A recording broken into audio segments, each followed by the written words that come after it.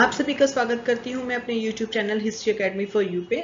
हमारा आज का टॉपिक है बंधुत्व जाति वर्ग। ये चैप्टर 3 है, तो हम इसके बारे में पढ़ेंगे आज अपनी इस वीडियो में। हमारा सेकंड पॉइंट है बंधुत्व एवं विवाह, जिसके अंदर है अनेक नियम और व्यवहार की विभिन्नता, परिवारों के बारे में जानकारी, पितृवंशिक व्यवस्था के आदर्श, विवाह के नियम, स्त्री का गोत्र और क्या माताएं महत्वपूर्ण थी। ये सारे पॉइंट्स हम इस वीडियो में क्लियर करेंगे। और ये हम कौन से टाइम पीरियड की बात कर रहे हैं, ये हम 600 ईसा पूर्व से 600 ईस्वी के बीच जो आरंभिक समाज था उसके बारे में हम इस वीडियो में पढ़ेंगे। परिवारों के बारे में जानकारी। संस्कृत ग्रंथों में कुल शब्द का प्रयोग परिवार के लिए होता था। कुल में जैसे कि फादर है, उसके बाद उसका बेटा है, उनके बाद उनका बेटा है, तो इस तरह जो प्रथा चलती आ रही थी, इस तरह एक वंश का निर्माण होता है। तो संस्कृत ग्रंथों में जो कुल शब्द है उसका प्रयोग परिवार के लिए होता था। यही परिवार जो कुल है आगे चलकर एक वंश का निर्माण करते हैं। जाति का बंधुओं के बड़े समूह के लिए जाति शब्द का प्रयोग किया जाता था। जो बंधव बांधव है, जो कि जानने वाले होते हैं, जो कि रिश्तेदार होते हैं, उनके लिए जाति शब्द बांधवों के बड़े समूह के लिए उसका प्रयोग होता था। पारिवारिक लोगों की गिनती, एक दूसरे से उनका रिश्ता और उनके क्रियाकलापों में भी अंतर होता है। एक ही परिवार के लोग भोजन अन्य संसाधनों का आपस में मिल बांट कर इस्तेमाल करते हैं और अनुष्ठान को एक साथ मिलकर करते हैं। पारिवारिक लोग यानी कि जो लोग थे, किसी में जैसे एग्जाम्पल किसी में 5 हैं, किसी में 8 हैं, किसी में 10 हैं, तो लोगों की गिनती, उनसे उनका आपस का जो रिश्ता है और उनके जो काम करने का ढंग है उसमें भी डिफरेंस होता था। यानी कि हर कोई परिवार एक जैसा नहीं होता था और हर उनके जो काम करने का ढंग था वो भी सब अलग अलग, उनमें डिफरेंसेस होते थे। एक ही परिवार के जो लोग हैं वो मिल बांट कर जो है संसाधनों का आपस में इस्तेमाल करते थे और अनुष्ठान को एक साथ मिलकर करते थे। जो परिवार के लोग हैं सब मिलकर एक साथ भोजन करते थे और जो भी रोजमर्रा की चीजें थी जो इस्तेमाल करने वाली, उसका भी वो मिल बांट कर इस्तेमाल करते थे। और किसी भी तरह का अगर अनुष्ठान होता था या धार्मिक कार्य होता था, वो कार्य भी वो सब एक साथ इकट्ठे होकर उस कार्य को करते थे। परिवार एक बड़े समूह का हिस्सा होते हैं जिन्हें हम संबंधी कहते हैं। तो जो संबंधी होते हैं, रिश्तेदार होते हैं, उनको हम संबंधी कहते हैं, जो परिवार का एक बहुत बड़ा हिस्सा होते हैं। तकनीकी रूप से अगर देखा जाए, उसका कुछ वर्ड निकाला जाए, तो उस तकनीकी रूप से संबंधियों को जाति समूह कहते हैं। तकनीकी रूप से इस वर्ड जो संबंधी वर्ड का अर्थ है वो जाति समूह से मिलाया जाता है, कहा जाता है। पारिवारिक रिश्ते नैसर्गिक और रक्त संबंधित माने जाते थे। जो परिवार के आपस के रिश्ते थे वो ब्लड रिलेशन वाले माने जाते थे। जैसे कि हमारे पेरेंट्स के साथ है, हमारा भाई बहन के साथ है, तो ये जो है रक्त संबंध जो है रिश्ता माना जाता है। समाज में भाई बहन, चचेरे या मौसेरे यानी कि चाचा के बच्चे और जो मौसी के बच्चे हैं उनसे खून का रिश्ता माना जाता है, किंतु अन्य समाज में ऐसा नहीं मानते थे। यानी कि हर जगह खून का रिश्ता, जैसे कि चाचा और मौसी के जो बच्चे थे उनको जो है भाई बहन माना जाता था, लेकिन हर समाज में ऐसा नहीं था। पितृवंशिक व्यवस्था के आदर्श। पितृवंशिता क्या थी? वह वंश परंपरा जो पिता के पुत्र फिर पौत्र और प्रपोत्र आदि से चलती है, इसको पितृवंशिता कहते हैं। महाभारत की कहानी दो दलों कौरव और पांडवों के बीच भूमि और सत्ता को लेकर हुए संघर्ष का चित्रण करती है। जो महाभारत की कहानी है उसमें 2 दल थे, कौरव था और एक पांडव थे। उनके बीच जो है भूमि को लेकर के और शासन को लेकर के जो आपस में संघर्ष चला। दोनों ही दल जो है वो कुरुवंश के थे। ये एक ही वंश के थे, कौरवी पांडवी एक ही वंश के माने जाते थे। ठीक है, मैंने आपको भी वंश बताया है, किसे कहते हैं, कुल जो मिलकर है वो आगे वंश का निर्माण करते हैं। यह संघर्ष एक युद्ध में बदल गया। जो उनको भूमि और सत्ता को लेकर संघर्ष था, ये युद्ध में बदल गया, जिसमें पांडव विजयी हुए। इसमें कि पांडव जीत गए थे जो ये युद्ध हुआ था। इसके बाद पितृवंशिक उत्तराधिकार को घोषित किया गया। उसके बाद जो है वहां के सिंहासन पर जो है पितृवंशिक व्यवस्था, यानी कि जो मैंने आपको बताया वह वंश परंपरा जिसमें पिता के पौत्र यानी कि जो पिता के बाद जो उनके पिता थे, पांडु थे उनके पिता, उसके बाद उनके पौत्र यानी कि पांडव को जो है उत्तराधिकारी जो है घोषित किया गया था। पितृवंशिकता महाभारत की रचना से पहले मौजूद थी। ऐसा नहीं माना जाता कि जब महाभारत की रचना हुई थी उसी समय जो है पितृवंशिकता थी, उससे पहले भी पितृवंशिकता जो है वो थी। पितृवंशिकता में पुत्र पिता की मृत्यु के बाद उसके संसाधनों पर अधिकार जमा सकते थे।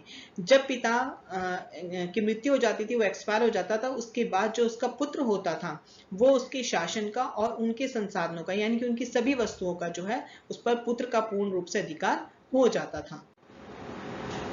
छठी शताब्दी ईसा पूर्व में पितृवंशिकता प्रणाली का अनुसरण करते हैं। इस प्रथा में भिन्नताएं थी।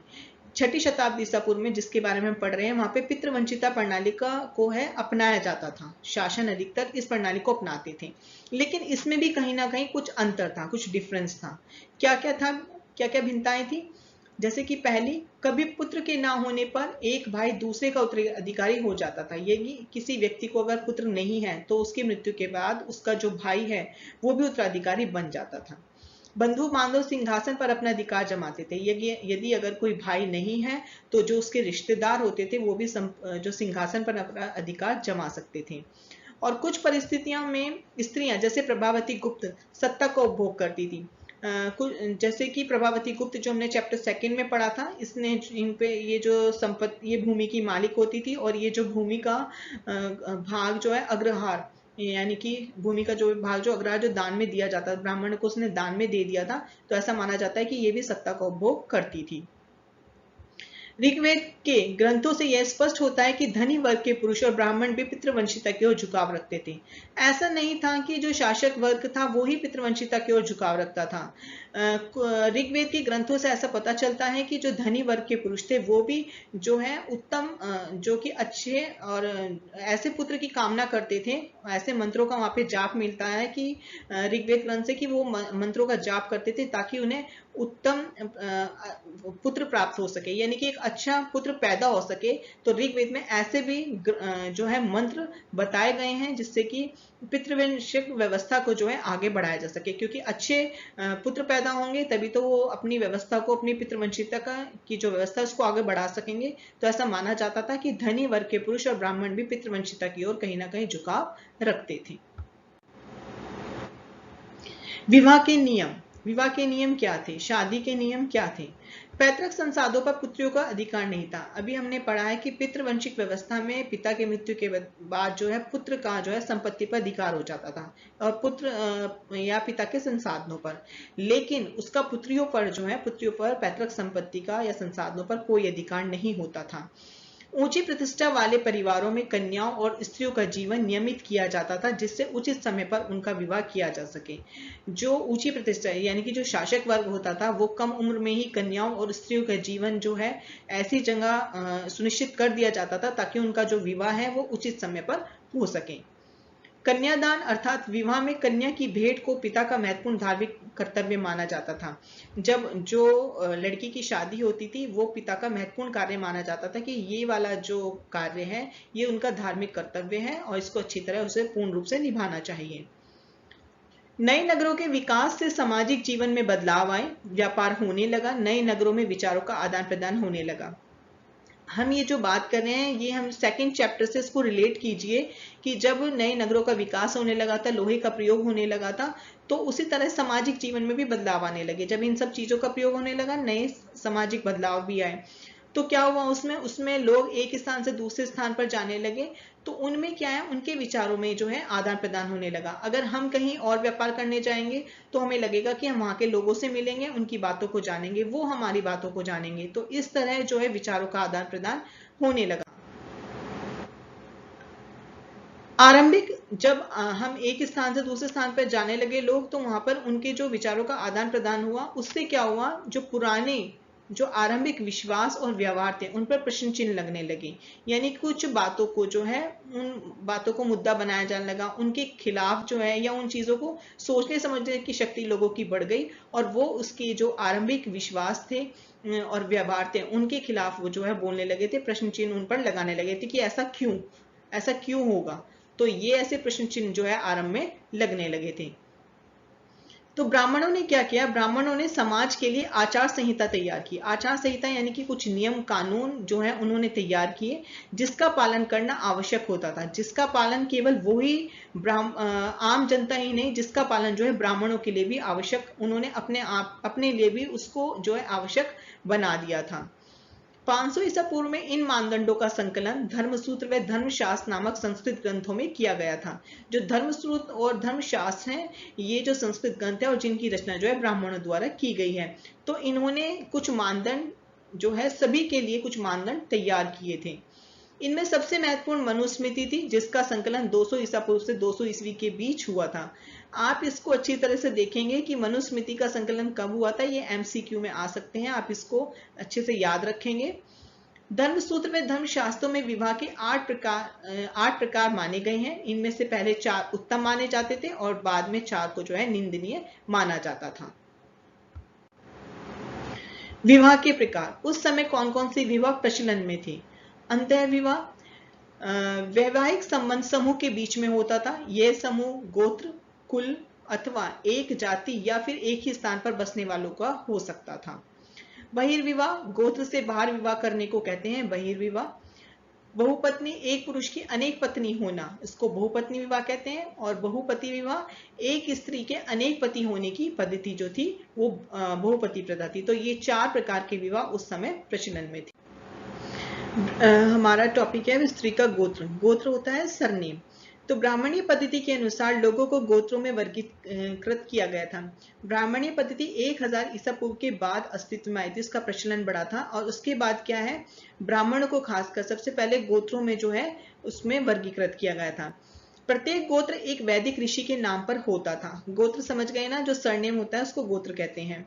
गोत्र के 2 नियम थे। विवाह के पश्चात स्त्रियों को पिता के स्थान पर पति के गोत्र का माना जाता था और एक ही गोत्र के सदस्य आपस में विवाह संबंध नहीं रख सकते थे। तो पहला तो था कि विवाह के पश्चात जो स्त्रियां होती थी वो पिता के स्थान पर पति के गोत्र को उनको अपनाना था तथा एक ही गोत्र के सदस्य आपस में विवाह संबंध नहीं रख सकते थे। ये गोत्र के 2 नियम माने गए थे। तो अगर इसकी क्या इन सब का पालन होता था, इसके बारे में जो जानकारी प्राप्त होती है वो हमें सातवाहन राजाओं से प्राप्त होती है।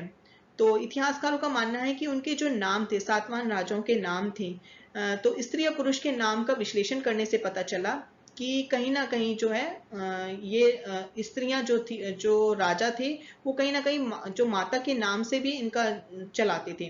जैसे कि सातवाहन राजाओं में जैसे कि नाम था गौतमी पुत्र सतकर्णी। तो गौतमी पुत्र का नाम होता था, पुत्र का मतलब होता है पुत्र, गौतमी का पुत्र। तो इस तरह माना गया कि स्त्रियों के नाम को भी राजाओं ने अपनाया था। तो वो सातवाहन राजा थे। सातवाहन राजाओं ने जो शासन किया था वो 200 ईसा पूर्व से 200 ईस्वी के बीच में इनका शासन था। और जो इनका शासन था वो पश्चिमी भारत और दक्कन के कुछ भागों पर ही इनका जो है प्रशासन था। तो आज वर्तमान में देखा जाए तो पश्चिमी भारत और दक्कन के जो स्थान है वो कौन कौन सा है, वो है गोवा का है, वो महाराष्ट्र का है, वो तेलंगाना का है, वो आप सबको मैप में देखना है और याद रखना है। ये मैप में पूछा जा सकता है कि सातवाहन राजाओं ने कहाँ पर शासन किया था। सातवाहन राजाओं के अभिलेख से पारिवारिक और वैवाहिक रिश्तों का जो है पता चलता है। अब ये देखिए मैप में जो ये ब्लू कलर से हो रहा है, ये सारे सातवाहन राजाओं का जो है यहाँ पे शासन हुआ था। आपको मैप में ये देखना है कि ये कौन कौन से जो आज वर्तमान में कौन कौन से प्रदेश यहाँ पर आते हैं, तभी आप इसको अच्छे से याद कर पाएंगे। सातवाहन राजा बहुपत्नी प्रथा को अपनाते थे, यानी कि वो एक से अधिक पत्नी रखते थे। सातवाहन राजाओं की रानियों के नाम के गोत्र गौतम और वशिष्ठ थे, जो कि उनके पिता के गोत्र थे। विवाह के बाद भी अपने पिता का गोत्र अपनाती थी। जो वो रानियां थी, सातवाहन राजाओं की रानियां थी, वो अपने पिता के गोत्र को अपनाती थी। कुछ रानियां एक ही गोत्र से थी और यह नियम जो था बहिर्विवाह पद्धति के विरुद्ध माना जाता था। हमारा नेक्स्ट टॉपिक है क्या माताएं महत्वपूर्ण थी। तो ये मैप में आपको दिखा रही हूं मैं, इसमें भी आप सातवाहन राजाओं को देख सकते हैं। ये पुणे है, ये सारा महाराष्ट्र का ये सारा एरिया है। तो आप इसको वर्तमान में इसकी स्थिति देखेंगे तो आपको ये जल्दी याद हो जाएगा। सातवाहन राजाओं को उनकी माता के नाम से जाना जाता था। इससे पता चलता है कि माताएं महत्वपूर्ण थी, क्योंकि जैसे कि मैंने आपको अभी एग्जाम्पल दिया था कि गौतमी पुत्र सतकर्णी, तो पुत्र का मतलब संस्कृत में लगाया जाता है पुत्र को, तो गौतमी का पुत्र। तो इससे पता चलता है कि ये लोग जो है माता के नाम का है वो उसका इस्तेमाल करते थे। लेकिन सातवाहन राजाओं का जो सिंहासन था वो पितृवंशिक था, लेकिन जो सिंहासन था वो पिता के बाद पुत्र, उसके बाद उसका पुत्र, इस तरह जो है पितृवंशिक व्यवस्था से चलता था। आपके स्रोत 5 हैं, आपके एनसीईआरटी में स्रोत 5 में दिया गया है, एक वाक्य दिया गया है जिसमें कि गांधारी जो है वो अपने पुत्रों को बोलती है, यानी कौरवों को बोलती है कि ये युद्ध में ना जाएं, लेकिन कौरव जो है दुर्योधन उनकी बात को नहीं मानता और वो युद्ध करता है। तो कहीं कहीं ऐसा भी साक्ष्य प्राप्त होते हैं जिसमें पता चलता है कि वो माताओं की जो बात को है वो नहीं माना जाता, तो माताओं को जो महत्वपूर्ण नहीं माना जाता था। तो ऐसे साक्ष्य इतिहासकारों को उपलब्ध होते हैं। बच्चों, मैं उम्मीद करती हूँ कि आपको जो मैंने आज समझाया ये समझ में आ गया होगा, लेकिन अगर आपको तब भी कोई प्रॉब्लम होती है तो आप कमेंट बॉक्स में जाकर के अपना क्वेश्चन पूछ सकते हैं। अब हम मिलते हैं अपनी नेक्स्ट वीडियो में। Thank you.